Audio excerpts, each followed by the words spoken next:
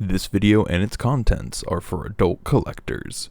What's up guys, it's Bots Obsession, aka Nod, and there has been some awesome reveals over the last couple of days as we gear up for Thursday for even more product reveals.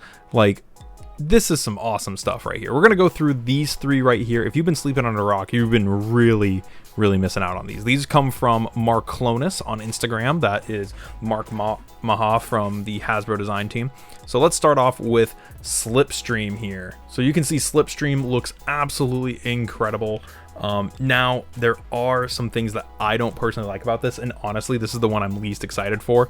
It was the one we first saw. We saw this one in Quake at about the same time. Real, honesty here, the only thing new about this is the head on Slipstream, and these also are not the final colors on this one.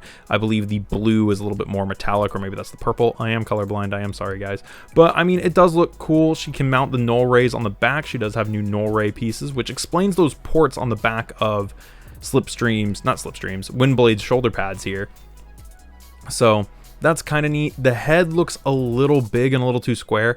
Over here you can talk, he talks about how he went about designing this, and he says that the head is kind of a Cyberverse style head, so that's neat.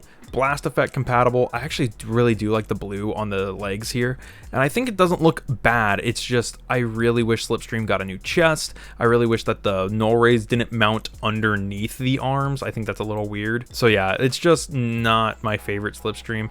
If this goes on clearance, I'll probably pick it up, but as it is right now, not my favorite reveal of the wave, not the one that's selling me on this wave. Quake here though is absolutely incredible. I love how this guy looks, and these are the final colors on this one. You can see here he's pictured with Spinister from Siege and Needle Nose.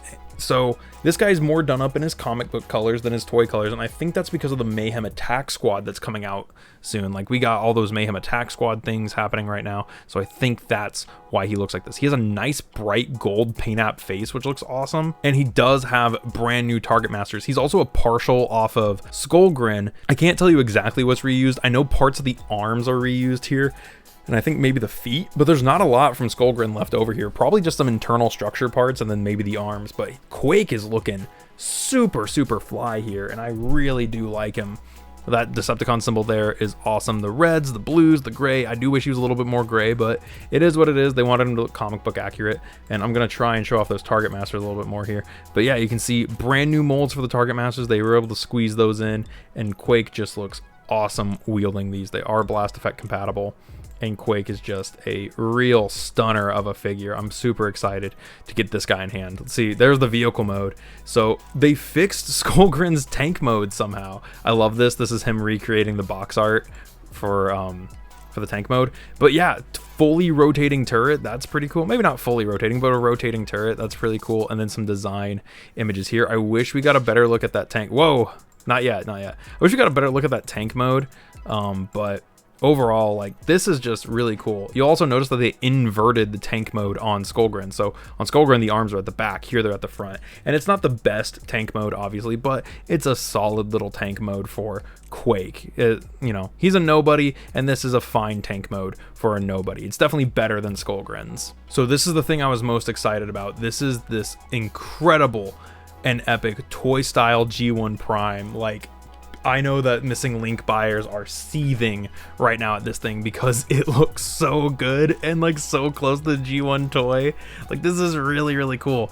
It's not Missing Link, obviously. Missing Link is almost 1-to-1 the G1 toy, but this guy is really close. If you wanted Missing Link and you're like, oh, that's way too expensive, this is a perfectly suitable replacement. Look at this, man. He has that toy style head, yellow light piped eyes. He has the PVC tires going on, which isn't mentioned over here, but if you look at them, those are clearly PVC tires. Looks like he doesn't have a wrist swivel, and people are saying he might not have a waist swivel, but that's okay. He has his ion blaster here. He has a ball joint at the neck, which I know some people, specifically Gavin, was wishing that the other one had. He has the hip skirts there. He has ankle tilts, ankle rotation. He has this clear blue matrix going on in his chest. There you can see the yellow light piped eyes going on at the top there. He's just sick looking, and check this out. So there he is with 2 copies of the blaster, and can we see him with his smokestacks come off and are blast effect compatible, as well as 5mm compatible.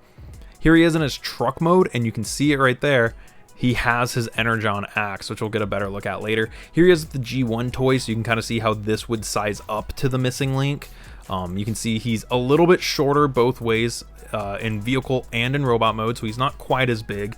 Me personally, I'm going to be putting this with my Diaclone stuff. This is going to stand in as Battle Convoy for me. It does mention that he can hook up with the trailers that exist. He does have a trailer hitch right there, and you see it's even bumped up a little bit, probably to fit those trailers, so he can connect with assumedly Earthrise and Laser Prime stuff.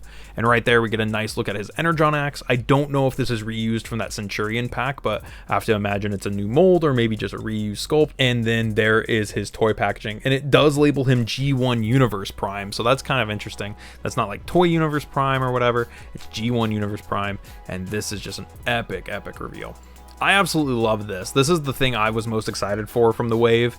I was really excited for this Optimus Prime, and to see it come out this amazing is really nice.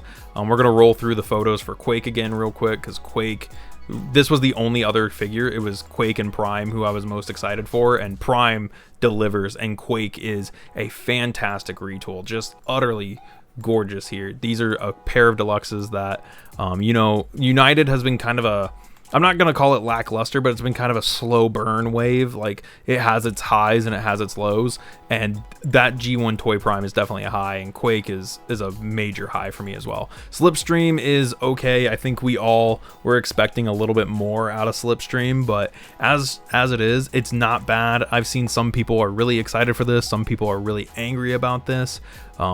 If you've seen me working on that toy deco head that I've been designing, in the community posts, then I want you to know that a partner that I'm working with to create new 3D printable pieces, he's currently working on a new piece for Slipstream and Windblade, so be on the lookout for that. Slipstream, definitely a bit of a low point here. Definitely could have been a little bit more. Oh man, that head sculpt would have been so cool if it looked like that. That would have been a much better head sculpt. It's kind of unfortunate that he shows it to us there, which sucks.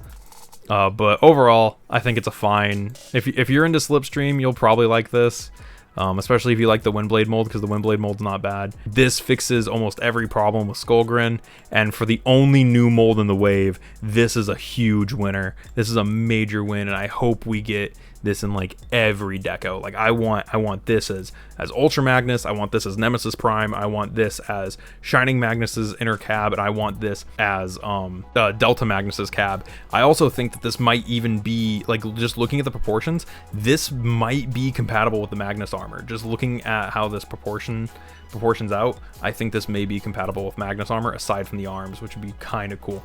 But with that said, thanks for watching. I'll see you guys in the next one. This has been Bots Obsession.